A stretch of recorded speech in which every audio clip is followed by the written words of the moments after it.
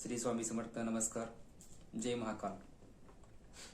कालभैरव जयंती विशेष महत्त्व आणि त्यांची सेवा कशी करायची आहे ती आज आपण पाहणार आहोत. कार्तिक कृष्ण अष्टमी या दिवशी दुपारी 12 वाजता कालभैरव महाराजांचा जन्म झालेला आहे. ही मुळात संरक्षक देवता असल्याने यांची विशेष सेवा करायची असते.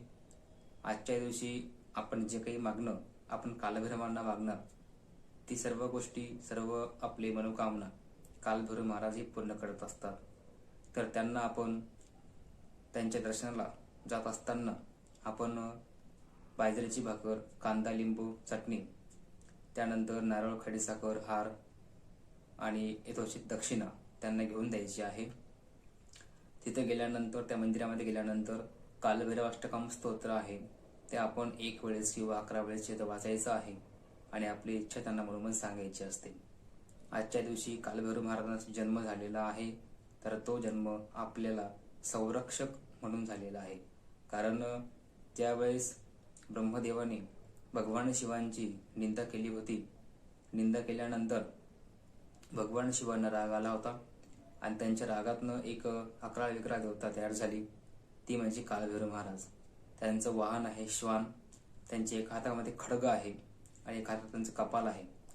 ज्यावेळेस कालभैरव तयार झाले त्यावेळेस त्यांनी ब्रह्मदेवाचं 5वं मस्तक उडवलं आणि मस्तक उडवल्यानंतर त्यांना ब्रह्महत्येचं पातक पण लागलं होतं.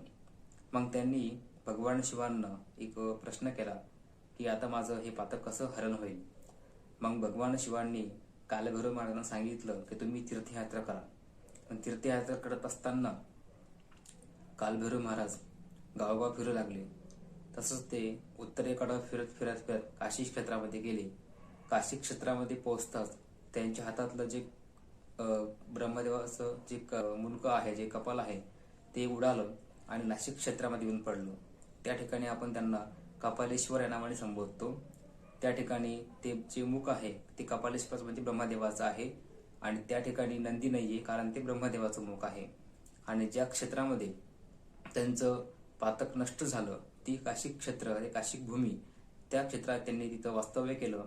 ते या ठिकाणी कोतवाल म्हणजे क्षेत्रपाल देवता तिथं राहिलेली आहे कालभैरव महाराज, आणि त्यांनी त्या काशी क्षेत्रामध्येच वास्तव्य त्यांचं झालेलं आहे.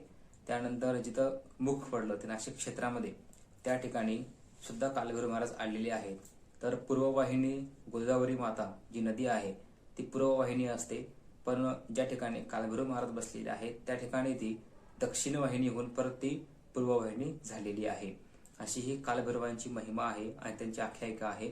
तर आपण ज्या वेळेस आपल्याला संकट येतात त्या वेळेस आपण कालभैरवांना नामस्मरण करायचं असतं. त्यांना दक्षिणा, हार, नारळ, खडीसाखर अर्पण करायची असते आणि चांगल्या कामाची सुरुवात आपण त्यांच्या स्मरणाने करायची असते.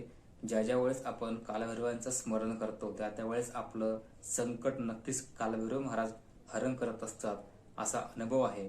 तर आपण सर्वांनी कालभैरवांचं उद्या दर्शन घ्यायचं आहे आणि सर्वांनी याची अनुभूती घ्यायची आहे. धन्यवाद. श्री स्वामी समर्थ. व्हिडिओ आवडल्यास लाईक, सबस्क्राईब आणि शेअर करा आणि बेल आयकॉनला क्लिक करा. धन्यवाद.